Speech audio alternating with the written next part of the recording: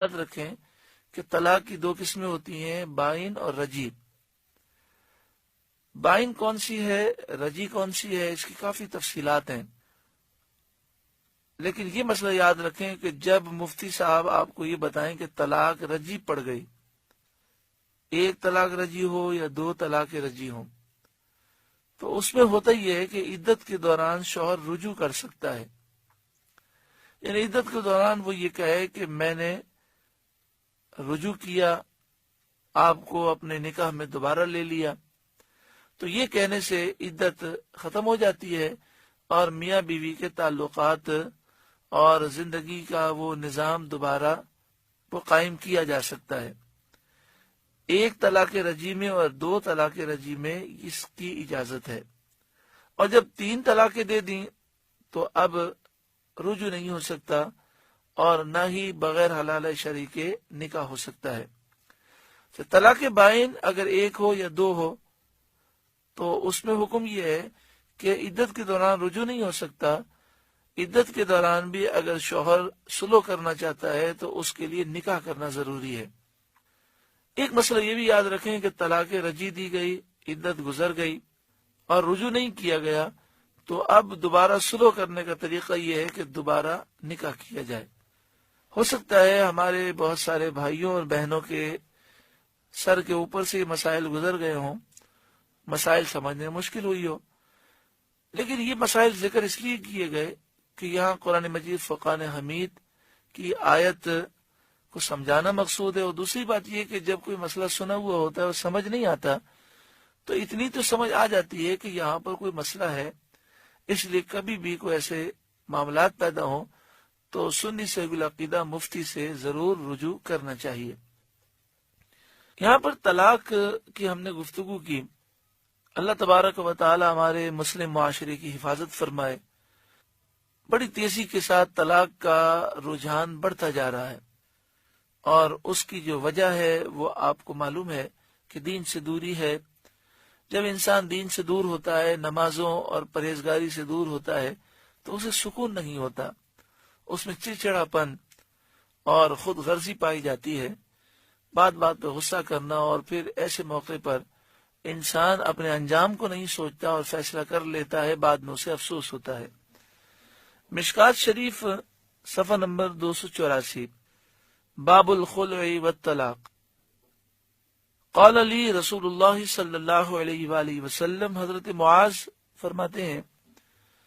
کہ رسول اللہ صلی اللہ علیہ وآلہ وسلم نے مجھ سے فرمایا،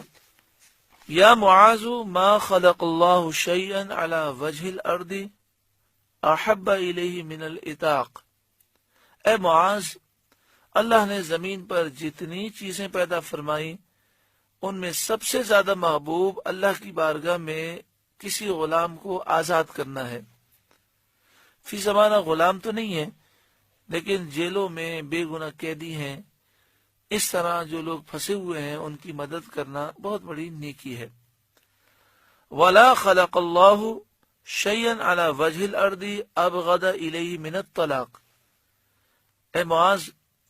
اللہ تبارک و تعالی نے زمین پر جتنی چیزیں پیدا فرمائیں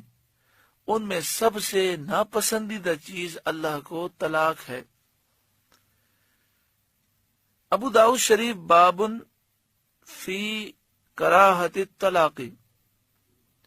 حضرت عبداللہ بن عمر رضی اللہ تعالی عنہما راوی ہیں، نبی اکرم صلی اللہ علیہ وآلہ وسلم نے فرمایا،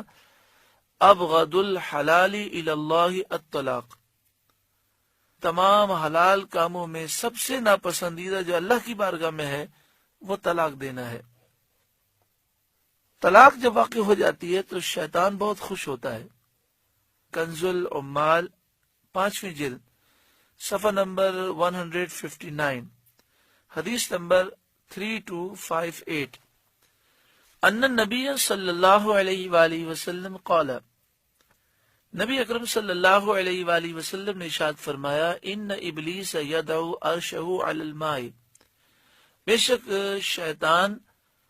اپنا تخت سمندر پر بچھاتا ہے، ثم یبعث سرایا، پھر وہ لشکر بھیجتا ہے لوگوں کو بہکانے کے لیے، فأدناہم منہ منزلۃ اعظمهم فتنہ، سارے اس کے چیلوں میں اس کا سب سے قریبی وہ ہوتا ہے جو سب سے زیادہ عظیم بڑا فتنہ کر کے آئے۔ یجیء احدهم فیقول فعلت کذا وکذا، ایک چیلا آتا ہے اور آ کر کہتا ہے کہ میں نے یہ کیا وہ کیا، فیقول ما صنعت شیئا، ابلیس کہتا ہے تو نے کچھ بھی نہیں کیا۔ وَيَجِيءُ أَحَدُهُمْ فَيَقُولُ مَا تَرَكْتُ حَتَّى فَرَّقْتُ بَيْنَهُ وَبَيْنَ أَهْلِهِ، ایک چیلا آ کر یہ کہتا ہے کہ میں نے میاں بیوی کے درمیان لڑائی کرا دی، غلط فہمی کر دی، دونوں میں لڑائی ہوتی رہی، میں ہلا نہیں جب تک کہ میں نے ان میں طلاق نہ کرا دی، جدائی نہ کرا دی۔ ایسا ہی ہوتا ہے، غصہ آتا ہے، غصہ انتہائی بڑھ جاتا ہے اور پھر بہت بڑی غلطی ہو جاتی ہے، بعد میں افسوس ہوتا ہے۔ فَيُدْنِيهِ مِنْهُ، پیارے آقا صلی اللہ علیہ وسلم فرماتے ہیں وہ اسے اپنے قریب کر دیتا ہے، سینے سے لگا لیتا ہے۔ وَيَقُولُ نَعَمْ أَنْتَ، اور کہتا ہے کام تو صرف تو نہیں کیا ہے۔ یعنی آپ سوچیں کہ جب میاں بیوی کی لڑائی ہو اور لڑائی کا انجام یہ ہو کہ آپس میں جدائی ہو جائے تو اس سے شیطان کتنا خوش ہوتا ہے۔ کیوں؟ اس لیے کہ پھر دونوں خاندانوں میں نفرتیں پیدا ہوتی ہیں، غیبت، چغلی، آپس میں حسد، کینہ، بغض، عداوتیں، پھر مرد بھی عورت کی غیبت کرتا ہے، عورت بھی مرد کی غیبت کرتی ہے، پھر گناہوں کے راستے کھل جاتے ہیں، بچوں کا مستقبل برباد ہو جاتا ہے۔ اس لیے مردوں کو بھی چاہیے کہ وہ عقل سے کام لیں، عورتوں کو بھی چاہیے عقل سے کام لیں۔ ویسے عام طور پر ہوتا یہی ہے کہ عورت ہی اس معاملے میں سمجھدار ہوتی ہے، اللہ تعالیٰ نے اس میں برداشت رکھی ہے، وہ ایسے موقع پر خاموش ہو جاتی ہے اور برداشت کر کے اپنے گھر کو بچاتی ہے، اور پھر مرد کو بعد میں احساس دلاتی ہے کہ یہ آپ کا غصہ انتہائی سخت نقصان دہ ہے۔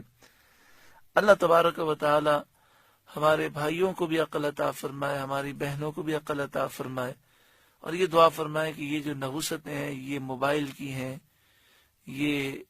ٹی وی کی نحوستیں ہیں، کہ جب گھر میں اتنی فحاشی اور ریانی ہو، بے پردگی ہو اور اتنے گناہ کیے جائیں، نمازوں سے دوری ہو، تو پھر شیطان کا قبضہ ہو جاتا ہے۔ اللہ تعالی ہمارے ہر گھرانے کو جنتی گھرانہ بنائے، سکون، چین، اطمینان نصیب فرمائے۔